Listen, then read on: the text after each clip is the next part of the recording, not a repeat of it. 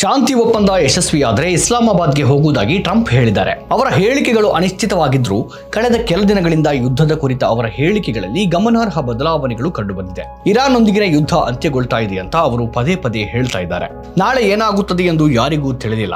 ಆದ್ರೆ ಇರಾನ್ ಮೇಲೆ ಏಕಪಕ್ಷೀಯವಾಗಿ ದಾಳಿ ಮಾಡಿದವರು ಅದರ ಬಗ್ಗೆ ಹೆಚ್ಚಾಗಿ ಮಾತನಾಡ್ತಾ ಇದ್ದಾರೆ. ಇರಾನ್ 1979ರಿಂದ ನಿರ್ಬಂಧಗಳಿಗೆ ಒಳಗಾಗಿದೆ. 4 ದಶಕಗಳಿಗೂ ಹೆಚ್ಚು ಕಾಲದಿಂದ ನಿರ್ಬಂಧಗಳನ್ನು ಎದುರಿಸ್ತಾ ಇರುವ ಇರಾನ್ ಅದನ್ನೆಲ್ಲ ಮೀರಿ ದೃಢವಾಗಿದೆ. ಇರಾನ್ ನಾಗರಿಕತೆಯ ಅಂತ್ಯದ ಬೆದರಿಕೆ ಹಾಕಿದ್ದ ಟ್ರಂಪ್ ಇಸ್ಲಾಮಾಬಾದ್ನಲ್ಲಿ ಇರಾನ್ನೊಂದಿಗೆ ಮಾತನಾಡುತ್ತಾರೆ ಎಂಬುದೇ ಕುತೂಹಲಕಾರಿ. ಅವರೇ ಅದನ್ನು ನಾಶ ಮಾಡುವುದಾಗಿ ಬೆದರಿಕೆ ಹಾಕ್ತಾ ಇದ್ದಾರೆ ಮತ್ತು ಅವರೇ ಕದನ ವಿರಾಮ ಘೋಷಿಸ್ತಾ ಇದ್ದಾರೆ. ಒಪ್ಪಂದಕ್ಕೆ ಸಹಿ ಹಾಕಲು ಟ್ರಂಪ್ ಇಸ್ಲಾಮಾಬಾದ್ಗೆ ಹೋಗ್ತಾರೆ. ಇರಾನ್ನಿಂದ ಯಾರು ಬರ್ತಾರೆ ಎಂಬುದನ್ನು ನೋಡಬೇಕಿದೆ. ಇರಾನ್ ತನ್ನ ಪರಮಾಣು ಕಾರ್ಯಕ್ರಮದ ಕುರಿತು ಅಮೆರಿಕದ ಹಲವು ಬೇಡಿಕೆಗಳನ್ನ ಈಗಾಗಲೇ ಒಪ್ಪಿಕೊಂಡಿತ್ತು. ಇರಾನ್ ಅನೇಕ ರಿಯಾಯಿತಿಗಳಿಗೆ ಒಪ್ಪಿಕೊಂಡಿದೆ ಎಂದು ಒಮಾನ್ನ ವಿದೇಶಾಂಗ ಸಚಿವರು ಹೇಳಿದರು. ಪುಷ್ಟೀಕರಿಸಿದ ಯುರೇನಿಯಂ ಪ್ರಮಾಣ ಹೆಚ್ಚಿಸದಿರಲು ಒಪ್ಪಿಕೊಂಡ ನಂತರವೂ ಟ್ರಂಪ್ ಅತೃಪ್ತರಾಗಿದ್ದರು. ಈಗ ಟ್ರಂಪ್ ನೇರವಾಗಿ ಇಸ್ಲಾಮಾಬಾದ್ಗೆ ಹೋಗಿ ಒಪ್ಪಂದಕ್ಕೆ ಸಹಿ ಹಾಕಲು ಬಯಸ್ತಾರೆ ಎನ್ನುವುದಾದರೆ ಇರಾನ್ ಈ ವಿಷಯದ ಬಗ್ಗೆ ಯಾವ ಭರವಸೆ ನೀಡಿರಬಹುದು? Would you ever go to Pakistan to seal the deal yourself? I would go to Pakistan, yeah. Pakistan has been great. They've been so good. Islamabad, I might go, yeah. If the deal is signed in Islamabad, I might go. The field marshal has been great. The prime minister has been really great in Pakistan. So I might go. They want me. ಪಾಕಿಸ್ತಾನದ ಸೇನಾ ಮುಖ್ಯಸ್ಥ general Munir ಟೆಹರಾನ್ನಲ್ಲಿರುವ IRGC ಪ್ರಧಾನ ಕಚೇರಿಗೆ ಯಾಕೆ ಭೇಟಿ ನೀಡಿದ್ರು? ಅದು ಮುನೀರ್ ಇರಾನ್ನಲ್ಲಿ ಎಲ್ಲರನ್ನೂ ವಿಶ್ವಾಸಕ್ಕೆ ತೆಗೆದುಕೊಳ್ಳಲು ಬಯಸ್ತಾರೆ ಅಂತ ಸೂಚಿಸುತ್ತದೆ. ಅಥವಾ ಇರಾನ್ ಪಾಕಿಸ್ತಾನವನ್ನ ತುಂಬಾ ನಂಬ್ತದೆಯಾ? ಇರಾನ್ ಸರ್ಕಾರಕ್ಕಿಂತ ಹೆಚ್ಚು ಶಕ್ತಿಶಾಲಿ IRGC ಅಂತ ಹೇಳಲಾಗುತ್ತೆ. ಜನರಲ್ ಮುನೀರ್ ಇರಾನ್ನ ಅಧ್ಯಕ್ಷರು, ಸ್ಪೀಕರ್ ಮತ್ತು ವಿದೇಶಾಂಗ ಸಚಿವರನ್ನು ಸಹ ಭೇಟಿಯಾದರು. ಮುನೀರ್ ಇರಾನ್ ಪ್ರವೇಶಿಸುವಾಗ ಅವರ ವಿಮಾನಕ್ಕೆ ಬೆಂಗಾವಲು ನೀಡಲು ಕೇವಲ 2 ಫೈಟರ್ ಜೆಟ್ಗಳನ್ನು ವಿನಂತಿಸಲಾಗಿತ್ತು. ನಾವು ಹಲವಾರು ಫೈಟರ್ ಜೆಟ್ಗಳನ್ನು ಕಳುಹಿಸಿದ್ದೇವೆ ಎಂದು ಇರಾನ್ನ ವಕ್ತಾರರು ಹೇಳಿದ್ದಾರೆ. ಹಾಗಾದ್ರೆ ಇರಾನ್ನ ವಾಯುಪಡೆ ನಾಶವಾಗಿದೆ ಎಂಬ ಟ್ರಂಪ್ ಹೇಳಿಕೆ ಸುಳ್ಳು ಎಂದಾಯಿತು. ಟೆಹರಾನ್ ನಂತರ ಮುನೀರ್ ವಾಷಿಂಗ್ಟನ್ಗೆ ಹೋಗ್ತಾ ಇದ್ದಾರೆ ಅಂತ ಹೇಳಲಾಗಿತ್ತು. ಆದ್ರೆ ಟ್ರಂಪ್ ಇಸ್ಲಾಮಾಬಾದ್ಗೆ ಹೋಗಲು ಸಿದ್ಧ ಅಂತ ಹೇಳಿದ್ದಾರೆ. ಇರಾನ್ ತನ್ನ ಪರಮಾಣು ಕಾರ್ಯಕ್ರಮಗಳಿಂದ ಹಿಂದೆ ಸರಿಯುವಂತೆ ಮುನೀರ್ ಅದರ ಮನವೊಲಿಸಿದ್ದಾರೆಯೇ? ಅಥವಾ ಇರಾನ್ ತನ್ನ ಎಲ್ಲ ಯುರೇನಿಯಂ ಅನ್ನ ಅಮೆರಿಕಕ್ಕೆ ಹಸ್ತಾಂತರಿಸುತ್ತದೆ ಎಂಬ ಮುನೀರ್ ಮಾತು ನಂಬಿ ಟ್ರಂಪ್ ಇದನ್ನೆಲ್ಲ ಹೇಳ್ತಾ ಇದ್ದಾರೆಯೇ? ಇಸ್ರೇಲ್ ಮತ್ತು ಲೆಬನಾನ್ ನಡುವೆ 10 ದಿನಗಳ ಕದನ ವಿರಾಮವನ್ನ ವಾಷಿಂಗ್ಟನ್ ನಲ್ಲಿ ಘೋಷಿಸಲಾಯಿತು. ಇಸ್ರೇಲ್ ತನ್ನ ಕ್ಯಾಬಿನೆಟ್ ನಲ್ಲಿ ಅದನ್ನು ಅನುಮೋದಿಸುವ ಮೊದಲೇ ಟ್ರಂಪ್ ಕದನ ವಿರಾಮ ಘೋಷಿಸಿದರು. ಕ್ರೆಡಿಟ್ ತೆಗೆದುಕೊಳ್ಳುವ ಸಲುವಾಗಿ ಟ್ರಂಪ್ ಆತುರದಿಂದ ವರ್ತಿಸಿದ್ದಾರೆ ಎಂದು ಇಸ್ರೇಲ್ ಅಸಮಾಧಾನಗೊಂಡಿದೆ. ಕದನ ವಿರಾಮದ ಬಗ್ಗೆ ಇಸ್ರೇಲ್ ಸೇನೆಗೆ ನೆತನ್ಯಾಹು ಅವರಿಂದ ಮಾಹಿತಿ ಬಂದಿಲ್ಲ. ಟ್ರಂಪ್ ಘೋಷಣೆಯಿಂದ ಇಸ್ರೇಲ್ ಅಸಮಾಧಾನಗೊಂಡಿದೆ ಅಂತ ಅಲ್ ಜಜೀರಾ ಬರುತ್ತೆ. ಆಪರೇಷನ್ ಸಿಂಧೂರ್ ಸಮಯದಲ್ಲೂ ಪ್ರಧಾನಿ ಮೋದಿ ಅವರಿಗಿಂತ ಮೊದಲು ಟ್ರಂಪ್ ಕದನ ವಿರಾಮ ಘೋಷಿಸಿದ್ರು. ಆದರೆ ಭಾರತ ತನ್ನ ಅಸಮಾಧಾನವನ್ನು ವ್ಯಕ್ತಪಡಿಸಿರಲಿಲ್ಲ. ಇರಾನ್ ಒತ್ತಡದಿಂದಾಗಿ ಈ ಕದನ ವಿರಾಮ ಸಂಭವಿಸಿದೆ ಅಂತ ಇಸ್ರೇಲ್ ಹೇಳ್ತಾ ಇದೆ. ಈ ಕದನ ವಿರಾಮದಲ್ಲಿ ಪಾಕಿಸ್ತಾನದ ಪಾತ್ರವು ಸ್ಪಷ್ಟವಾಗಿದೆ. ಲೆಬನಾನ್ ಜೊತೆಗಿನ ಕದನ ವಿರಾಮಕ್ಕಾಗಿ ಇರಾನ್ ಪಾಕಿಸ್ತಾನಕ್ಕೆ ಧನ್ಯವಾದ ಹೇಳಿದೆ. ಇರಾನ್ ಸ್ಪೀಕರ್ ಘಾಲಿಬಾಫ್ ಮಧ್ಯಸ್ಥಿಕೆಗಾಗಿ ಮತ್ತು ಕದನ ವಿರಾಮ ಅನುಮೋದಿಸಿದ್ದಕ್ಕಾಗಿ ಆಸೀಮ್ ಮುನೀರ್ ಅವರಿಗೆ ಧನ್ಯವಾದ ಹೇಳ್ತೇನೆ ಅಂತ ಹೇಳಿದರು. ಹಾಗಾದ್ರೆ ಟ್ರಂಪ್ ಇಸ್ಲಾಮಾಬಾದ್ನಲ್ಲಿ ಅನಿವಾರ್ಯವಾಗಿ ಬಯಸುವ ಏನನ್ನಾದರೂ ಇರಾನ್ನಿಂದ ಮುನೀರ್ ಬಯಸ್ತಾ ಇದ್ದಾರಾ? ಇರಾನ್ನೊಂದಿಗೆ ಮಾತುಕತೆಗೆ ಮತ್ತೊಂದು ಅವಕಾಶಕ್ಕಾಗಿ ಲೆಬನಾನ್ನೊಂದಿಗೆ ಕದನ ವಿರಾಮಕ್ಕೆ ಸಹಿ ಹಾಕಲಾಗಿದೆಯಾ? ಲೆಬನಾನ್ ಮತ್ತು ಇಸ್ರೇಲ್ ನಡುವಿನ ಮಾತುಕತೆಗಳಲ್ಲಿ ಜನರಲ್ ಮುನೀರ್ ಪಾತ್ರ ವಹಿಸಿದ್ರೆ ಅವರು ಇರಾನ್ಗೆ ಅದರ ಪರಮಾಣು ಕಾರ್ಯಕ್ರಮದ ಬಗ್ಗೆ ಮನವರಿಕೆ ಮಾಡಿಕೊಟ್ಟಿರಬಹುದಾ?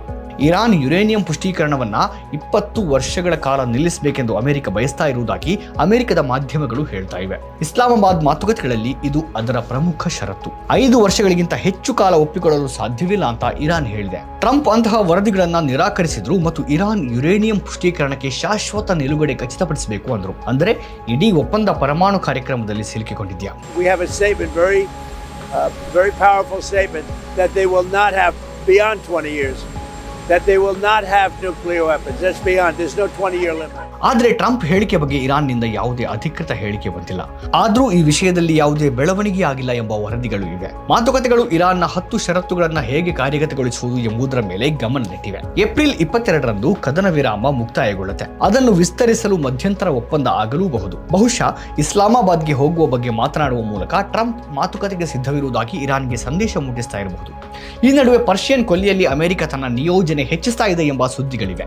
ಟ್ರಂಪ್ ಮತ್ತಷ್ಟು ಯುದ್ಧಕ್ಕೆ ತಯಾರಿ ನಡೆಸ್ತಾ ಇರಬಹುದಾದ್ರೂ ಇದ್ಯಾವುದಕ್ಕೂ ಇರಾನ್ ತಲೆ ಕೆಡಿಸಿಕೊಳ್ತಾ ಇಲ್ಲ. ಯುದ್ಧದ ಭಯದಿಂದ ಅದು ಅಮೆರಿಕಕ್ಕೆ ತಲೆಬಾಗುತ್ತದೆ ಎಂದು ಕಾಣ್ತಾ ಇಲ್ಲ. ಲೆಬನಾನ್ ಇಸ್ರೇಲ್ ಕದನ ವಿರಾಮ ಘೋಷಣೆ ಬಳಿಕ ಇದು ನಾನು ನಿಲ್ಲಿಸಿದ 10ನೇ ಯುದ್ಧ ಅಂತ ಟ್ರಂಪ್ ಹೇಳಿಕೊಟ್ರು. ಇದರ ನಡುವೆ ಇರಾನ್ ಮಾತ್ರ ವಿವಿಧ ದೇಶಗಳಲ್ಲಿನ ತನ್ನ ರಾಯಭಾರ ಕಚೇರಿಗಳಿಂದ ಬಿಡುಗಡೆ ಮಾಡ್ತಾ ಇರುವ AI ವಿಡಿಯೋ ಮೂಲಕ ಸರ್ವೋಚ್ಚ ನಾಯಕ ಎಂಬ ಅಮೆರಿಕದ ಗರ್ವಕ್ಕೆ ಸೂಜಿ ಚುಚ್ಚುತ್ತಲೇ ಇದೆ. ಇರಾನ್ ತನ್ನದೇ ಆದ ವೇದಿಕೆಯಲ್ಲಿ ಅಮೆರಿಕವನ್ನ ನಿಶಸ್ತ್ರಗೊಳಿಸಿದೆ. ಇರಾನ್ AI ವಿಡಿಯೋಗಳನ್ನ ಮಾತ್ರವಲ್ಲದೆ ನಿಜವಾದ ವಿಡಿಯೋಗಳನ್ನು ಸಹ ಬಿಡುಗಡೆ ಮಾಡಿದೆ. ಅದು ತನ್ನ ಐತಿಹಾಸಿಕ ಕಟ್ಟಡಗಳು ಮತ್ತು ಅದರ ನಗರಗಳ ಬಗ್ಗೆ ಜಗತ್ತಿಗೆ ಹೇಳಲು ಪ್ರಾರಂಭಿಸಿದೆ. ಇರಾನ್ನ ರಾಯಭಾರ ಕಚೇರಿಗಳ ಕಾರ್ಯಕ್ಷಮತೆ ನೋಡುವಾಗ ಆಪರೇಷನ್ ಸಿಂಧೂರ್ ಹೊತ್ತಿನಲ್ಲಿ ಭಾರತ ಮಾಡಿದ್ದನ್ನು ಈಗ ಇರಾನ್ ಮಾಡುತ್ತಿರುವುದನ್ನು ಒಮ್ಮೆ ನೋಡಬೇಕು. ಭಾರತ ಎಲ್ಲ ಪಕ್ಷಗಳ ತಂಡಗಳನ್ನು 33 ದೇಶಗಳಿಗೆ ಕಳುಹಿಸಬೇಕಾಗಿತ್ತು.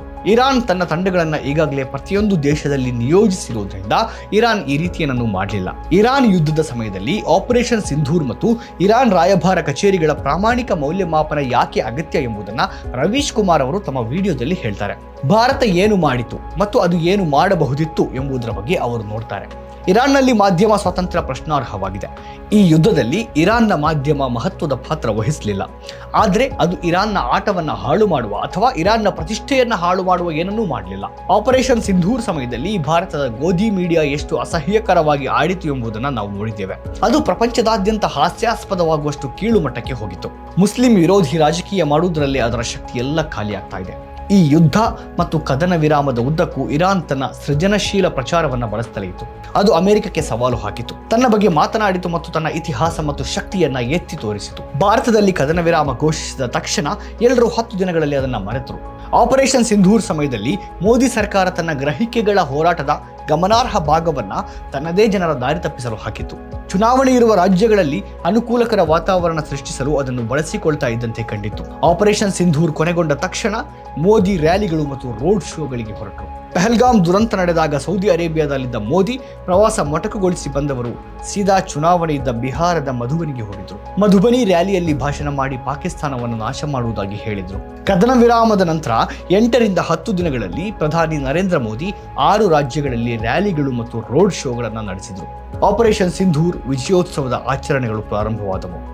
ಇಷ್ಟೆಲ್ಲದರ ನಂತರವೂ ನಾವು ಗೆದ್ದಿದ್ದೇವೆಯೇ ಅಥವಾ ಇಲ್ಲವೇ, ಏನಾಯಿತು, ಕದನ ವಿರಾಮ ಹೇಗೆ ಸಂಭವಿಸಿತು, ಟ್ರಂಪ್ ಈ ಹೇಳಿಕೆಗಳನ್ನು ಪದೇ ಪದೇ ಯಾಕೆ ಕೊಡ್ತಾ ಇದ್ದಾರೆ, ನಮ್ಮ ವಿಮಾನಗಳು ಹಾನಿಗೊಳಗಾಗಿವೆಯೇ ಅಥವಾ ಇಲ್ಲವೇ ಎಂಬ ಯಾವ ಪ್ರಶ್ನೆಗಳಿಗೂ ಉತ್ತರ ಇಲ್ಲ. ಭಾರತ ಗೆಲ್ತಾ ಇದ್ದರೆ ಅವರು ಯಾಕೆ ಹಿಂದೆ ಸರಿದ್ರು, ಯಾವ ಪರಿಸ್ಥಿತಿಗಳಲ್ಲಿ ಹಿಂದೆ ಸರಿದ್ರು, ಅವರಿಗೆ ಯಾವ ಭರವಸೆಗಳು ಸಿಕ್ಕವು, ಈ ಪ್ರಶ್ನೆಗಳಿಗೆ ಉತ್ತರ ಇಲ್ಲ. ಆಪರೇಷನ್ ಸಿಂಧೂರ್ ನಡೀತಾ ಇದ್ದಾಗ ಇದ್ದಕ್ಕಿದ್ದಂತೆ ಕದನ ವಿರಾಮ ಘೋಷಿಸಲಾಗಿದೆ ಎಂಬ ಸುದ್ದಿ ಬರುತ್ತೆ. ಮತ್ತದನ್ನು ಘೋಷಿಸಿದ್ದವರು ಭಾರತದ ಪ್ರಧಾನಿಯಲ್ಲ, ಬದಲಾಗಿ ಟ್ರಂಪ್ ಘೋಷಣೆಯ ನಂತರವೂ ಪ್ರಧಾನಿಯಿಂದ ಯಾವುದೇ ಹೇಳಿಕೆ ಬರಲಿಲ್ಲ. ಕದನ ವಿರಾಮ ಘೋಷಣೆಗೆ ಕೆಲವು ಗಂಟೆಗಳ ಮೊದಲು ಪ್ರಧಾನಮಂತ್ರಿ ಕಚೇರಿ ಉನ್ನತ ಮಟ್ಟದ ಸಭೆಗಳ ಫೋಟೋಗಳನ್ನು ಟ್ವೀಟ್ ಮಾಡ್ತಾ ಇತ್ತು. ಟ್ರಂಪ್ ಲೆಕ್ಕವಿಲ್ಲದಷ್ಟು ಬಾರಿ ಕದನ ವಿರಾಮ ಜಾರಿಗೊಳಿಸಿರುವುದಾಗಿ ಹೇಳಿಕೊಂಡ್ರು. ಆದರೆ ಅದೇ ಟ್ರಂಪ್ ಇರಾನ್ ವಿಷಯದಲ್ಲಿ ಹೀಗೆಲ್ಲ ಆಟವಾಡಲು ಸಾಧ್ಯವಾಗಲಿಲ್ಲ. ಇರಾನ್ ಟ್ರಂಪ್ ಅವರ ಫೋನ್ ಅನ್ನು ಸಹ ಎತ್ತಲಿಲ್ಲ. ವರ್ಷದ ಹಿಂದೆ ಫೋನ್ ಕರೆಯೊಂದಿಗೆ ಯುದ್ಧ ನಿಲ್ಲಿಸಿದ್ದ ಟ್ರಂಪ್ ಈಗ ಇರಾನ್ ಜೊತೆ ಕದನ ವಿರಾಮ ಖಚಿತಪಡಿಸಿಕೊಳ್ಳಲು ತುಂಬಾ ಒದ್ದಾಡಬೇಕಾಗಿದೆ. ಇರಾನ್ ಜೊತೆಗಿನ ಫೋನ್ ಕರೆಯಿಂದ ಕದನ ವಿರಾಮ ಸಾಧ್ಯವಾಗಲಿಲ್ಲ. ಇರಾನ್ ಟ್ರಂಪ್ ಹಿಮ್ಮೆಟ್ಟುವಂತೆ ಮಾಡಿತು.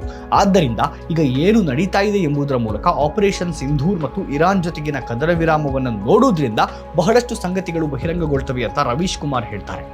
ಭಾರತ ಭಯೋತ್ಪಾದನೆಯನ್ನು ಉತ್ತೇಜಿಸ್ತಾ ಇದೆ ಎಂದು ಆರೋಪಿಸಲಾಯಿತು.